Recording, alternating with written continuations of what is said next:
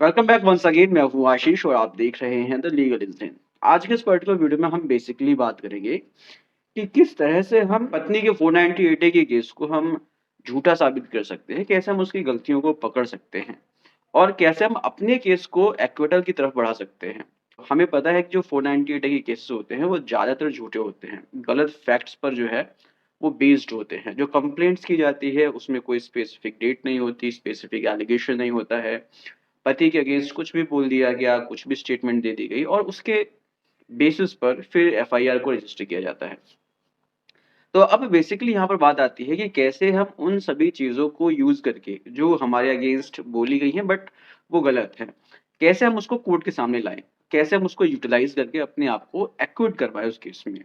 तो इसके 2-3 स्टेप्स मैं आपको बताऊँगा जो आपको बेसिकली अपने केस में करना है। इस पर आप अपने वकील साहब को भी असिस्ट कर सकते हो, हेल्प कर सकते हो, उनको बता सकते हो कि किस तरह से चीज़ें हैं जो आपके अगेंस्ट हैं बट वो झूठी हैं। जो वकील साहब भी जो है उसको कोर्ट के सामने उसको रख सकते हैं। सो बेसिकली अब आपको करना क्या है, इसको मैं आपको बताता हूँ। सबसे पहले आप ये देखो कि जब भी कंप्लेंट रजिस्टर होती है 498 ए में तो उसमें क्या-क्या चीज़ें पत्नी ने बोली हैं। ज़ाहिर-सी बात है बहुत सारी चीज़ें जो है ऐसी होती हैं जो पत्नी कंप्लेंट के समय बोलती ही नहीं है। क्यों नहीं बोलती है? क्योंकि 498 ए की जब भी कंप्लेंट होती है तो उसमें पत्नी ज़्यादातर केसेस में अपना इंडिविजुअल कंप्लेंट लिखती है और उसको फिर सीडब्ल्यू सेल में या फिर महिला थाना में देती है, जिसके आधार पर फिर एफआईआर रजिस्टर होता है। तो उस कंप्लेंट में बेसिकली कुछ भी चीज़ स्पेसिफिक नहीं होती है। बहुत ही कम चीज़ें लिखी होती हैं, ज़्यादा डिटेल्ड में नहीं होती है। लेकिन बाद में जब एफआईआर रजिस्टर हो जाता है और पुलिस फिर बाद में पत्नी का जब स्टेटमेंट रिकॉर्ड करती है, तो उस समय पत्नी अपने वकील के गाइडेंस में स्टेटमेंट को देती है और उस स्टेटमेंट में बहुत सारी ऐसी चीज़ें होती हैं, जो उसने कंप्लेंट में लिखी ही नहीं होती हैं। इसके अलावा पत्नी कुछ ऐसे भी स्टेटमेंट्स देती है पुलिस को, जो कंप्लेंट से बिल्कुल ही कॉन्ट्राडिक्टरी होती है। तो इस चीज़ को आपको जो है पकड़ना है और फिर इसके बाद जब कोर्ट में पत्नी अपना स्टेटमेंट देती है चीफ एग्ज़ामिनेशन के समय, तो उस समय भी बहुत सारी कॉन्ट्राडिक्शंस जो है, वो अपने स्टेटमेंट में करती है। तो इन सभी कॉन्ट्राडिक्शंस को आप जो है कोर्ट के सामने ला सकते हो। एग्ज़ाम्पल के तौर पर ये समझो कि पत्नी ने एग्ज़ामिनेशन के समय चीफ एग्ज़ामिनेशन के समय कोर्ट में कहा कि उससे जो है 10 लाख रुपए की डॉरी माँगी गई थी। लेकिन जब उसने कंप्लेंट दर्ज करवाई थी, तो कंप्लेंट में उसने एलिगेशन लगाया था कि उससे जो है 5 लाख की डॉरी माँगी गई है। तो ऐसी छोटी-छोटी गलतियाँ जो है वो करती है।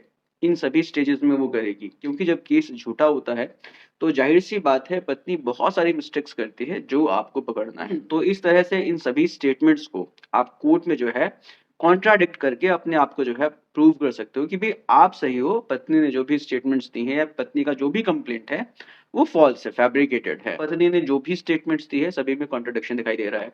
तो इस तरह से आप जो है पत्नी के केस को झूठा प्रूव करके एक्विटल की तरफ जा सकते हो। इसके अलावा एक चीज़ आप और कर सकते हो।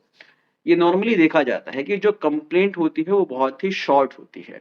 लेकिन जब वो पुलिस को अपना स्टेटमेंट देती है या कोर्ट में अपना स्टेटमेंट देती है, तब जो है उसमें वो बहुत ही ज़्यादा एक्ज़ैजरेशन होता है। बढ़ा-चढ़ाकर चीज़ें बताई जाती हैं। तो फिर यहाँ पर आप क्रॉस एग्ज़ामिनेशन के समय पत्नी के सामने ये सारी चीज़ें रख सकते हैं कि भई कंप्लेंट के समय ये चीज़ें आपने नहीं बताई थी या एफआईआर में ये चीज़ें आपने रजिस्टर नहीं करवाई हैं। पुलिस को स्टेटमेंट आपने दिया था तो उसमें ये चीज़ें नहीं थी आपकी और जब आप कोर्ट में अपना स्टेटमेंट दे रहे हो तो उसमें अब कुछ चीज़ें और बढ़ गई हैं। तो आखिर पत्नी की जो स्टेटमेंट है वो हर जगह अलग-अलग क्यों है? तो इस चीज़ को भी जो है बेसिकली आपको पॉइंट करना है।